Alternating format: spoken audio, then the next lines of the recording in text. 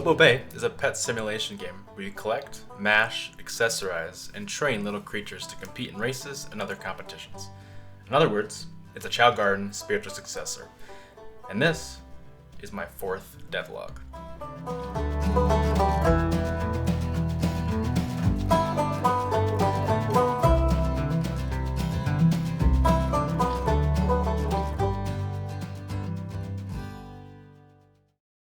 Hello, and welcome to my fourth devlog. I actually got this out in October. I was cutting it close. I wasn't able to get everything I wanted done, but I think the main things I did get done, and I'm excited to show off what I've done.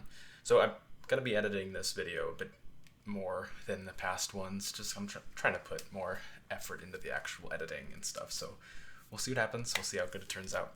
But here are the topics that I'll be discussing today, and I'll start off with the Discord.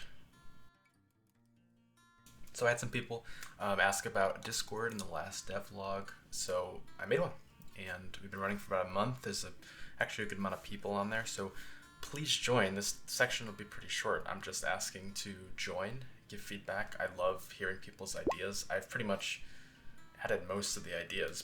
I'm not going to guarantee every idea is going to make it in, but I ask for feedback, and I've been posting updates every day and just showing off stuff, and people can comment, and people have given like accessory ideas and different things, and I've added them in. I prioritize it. Like I said, as it grows, it's going to be harder to do that, but I wanted to kind of start a community, just to have people talk about the game and get hyped for it. So yeah, please join. I'll leave an invite link in the description, and I'll put it on screen right now. All right, next segment.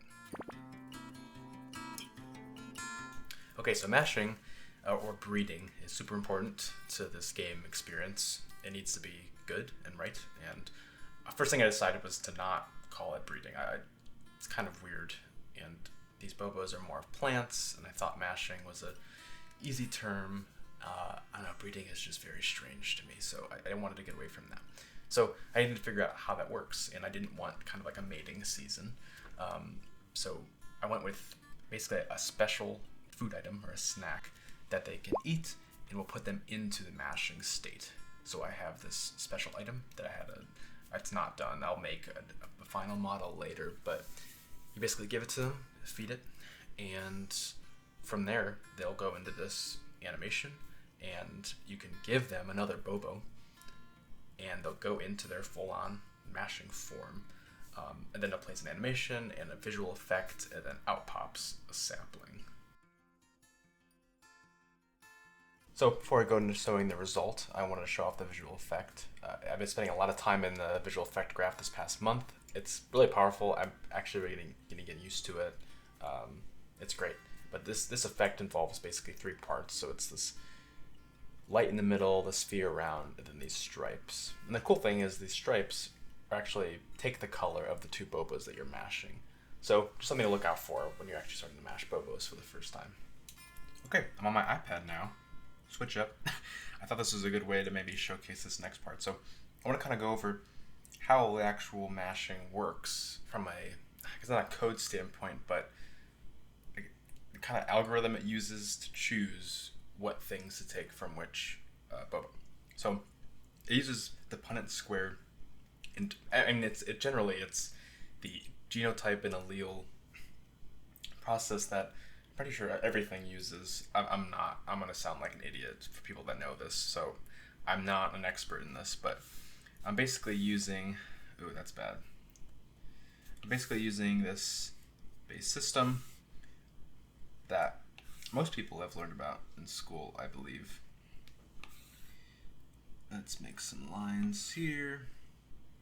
All right, so basically, things are set up into these genotypes, and every Bobo has genotypes for specific things, like their colors, their patterns, their sheens. So let's say, just take color, for example. So let's say we have blue. So B is for blue. That's actually, I don't know why I did those. Let's do Y for yellow. So let's say this is one Bobo up here, and this is the other one. So how it works is you basically put these two together. We're going to this. This is a terrible lesson. I'm so sorry, but I thought this was an interesting way to show it. So you have these different options, and this kind of stands for blue, yellow, blue, yellow, blue, yellow, blue, yellow.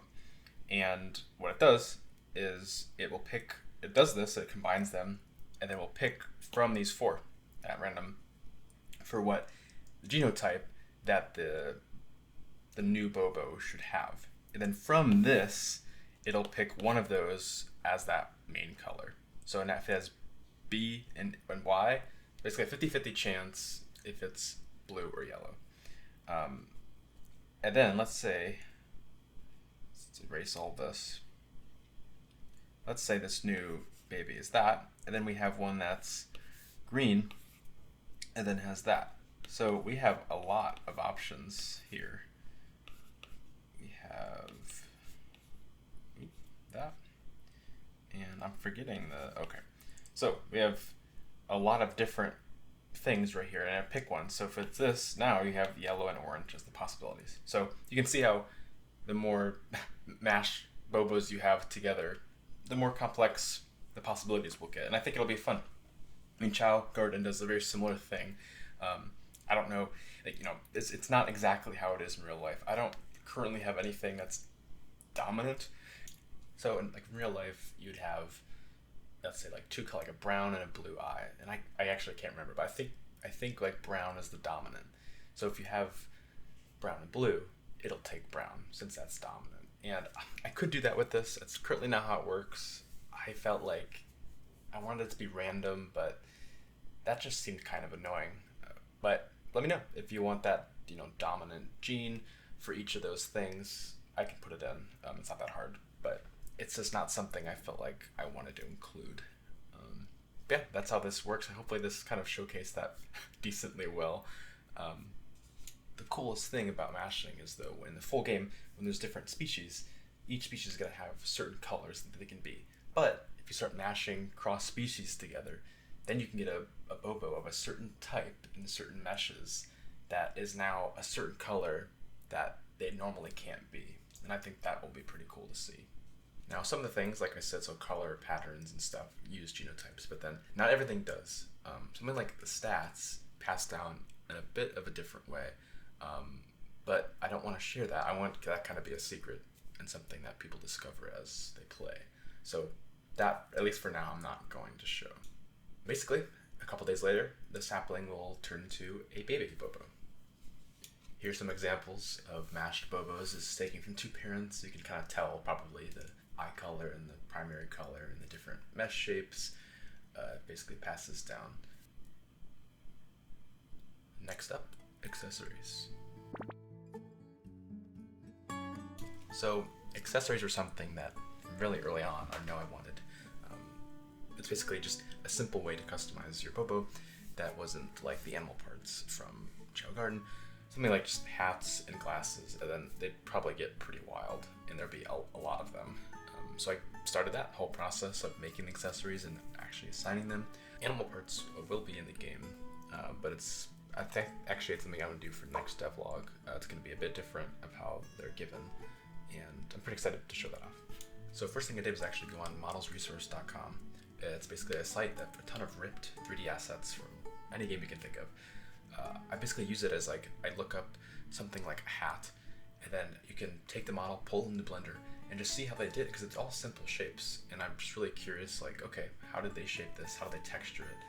And if you haven't done it, it's a great way to get really great references and learn how professional game companies make assets like this. I would not have been able to make as many as I did in the past month if I didn't have this as a resource to look at for references.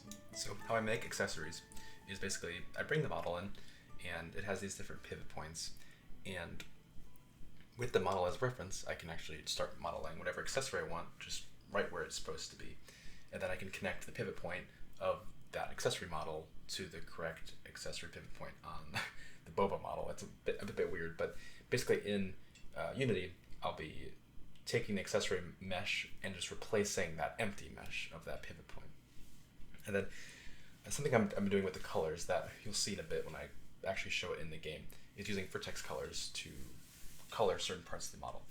And then for the shader that I used, I actually have a shader that uses 3 different texture atlases to do things. So the first one is color, and so this backpack basically is browns and golds. And then the next one is a detail map. This is basically like, I guess, textures, like true textures. So this little piece has this little pattern on that.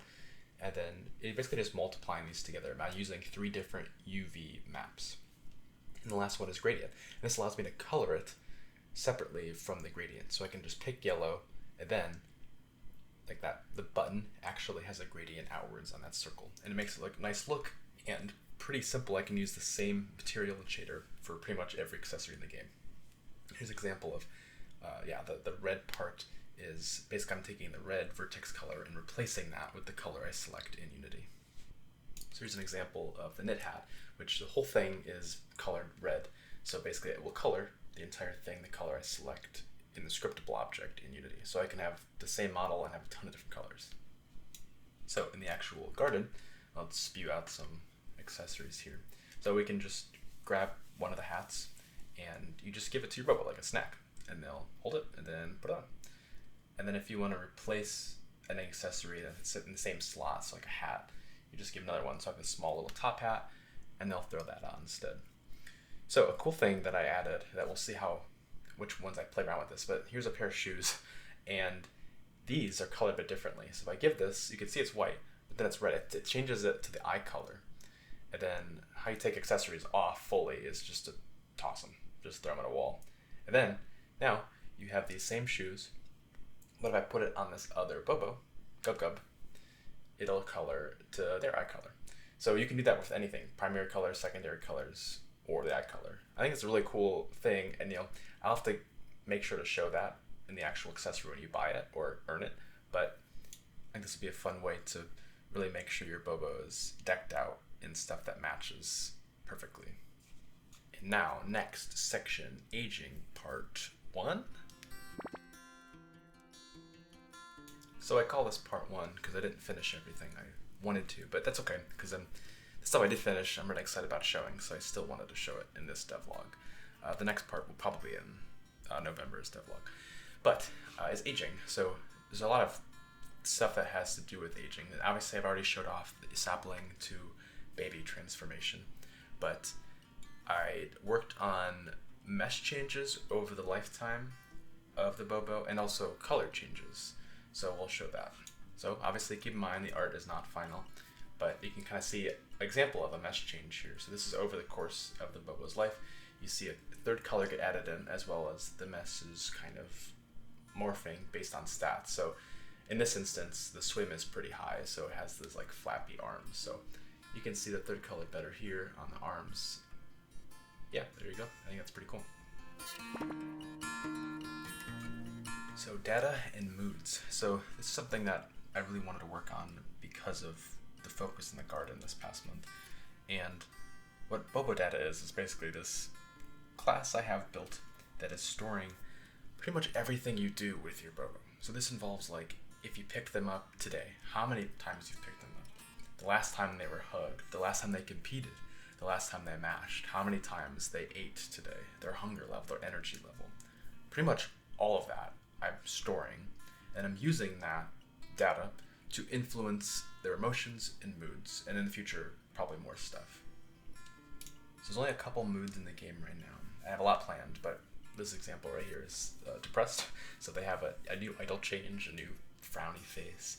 And yeah, Bobo Gary, or Power Gary will just kind of walk around in a sad fashion. And then I believe Gub over here is angry today. Yeah, his angry eyes are bad. I'll probably change those. But anger obviously has some different animations. This little anger symbol comes up.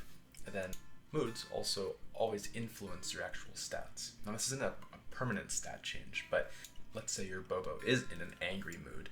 They'll actually have a percent lower of all their stats, except strength will be like 5% higher because they're angry and they want to attack things.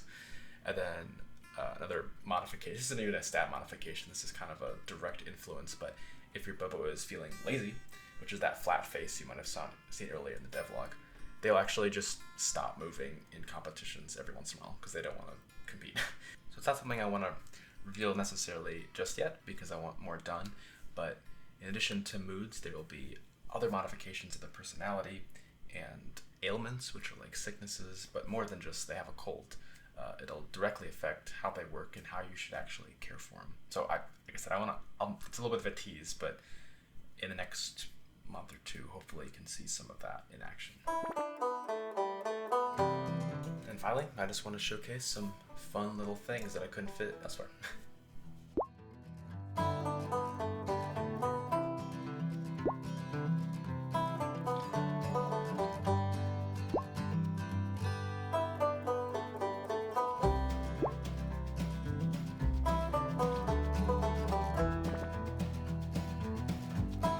Done. Finished the 4th devlog. This is a lot more editing than I've ever done before, so hopefully you've enjoyed this. I'll have to keep this up just because it'd be weird to go back to the old, basically unedited devlogs. But it was fun, but also hard. So next steps. 5th devlog, November. What am I working on? So this could all change overnight. Like tomorrow, I could completely change my mind, but I'll say it anyways just to get myself some sort of goal that everyone knows about. So one thing, I want to rehaul the AI for the garden, the Bobos in the garden. Right now, I'm using the script I have for everything involved in the garden Bobo is just not great. I could do way better, so I'm going to be using a behavior tree, so there's a lot more possibilities of like what they can do. Right now they just kind of wander, and they have emotions and moods, but like I want them to be able to do a lot of things, like talk to each other and follow you around. Like you can tell them to follow you, but just naturally they follow you, or like avoid you, or we'll see. I'll hopefully I can get some of that stuff. I mean, it's honestly rehauling, so I'm not sure how many new features are going to be in the garden. It's going to be recreating what I currently have just with the behavior tree. I also want to rehaul some of the competition stuff, kind of art-wise, camera stuff. There's a couple of weird bugs with the movement, the pathfinding. I want to fix up. Really interesting stuff though is I want to do aging part 2, which is basically evolution/death, which I got started on but didn't finish, so that will most likely be done. And then animal/organic parts, and how I actually go about doing that. So look forward to that stuff. There should probably be more too, maybe. I don't know. But yeah, thank you so much for watching. I appreciate it. Please join the Discord and wish us on Steam, and I'll see you next month.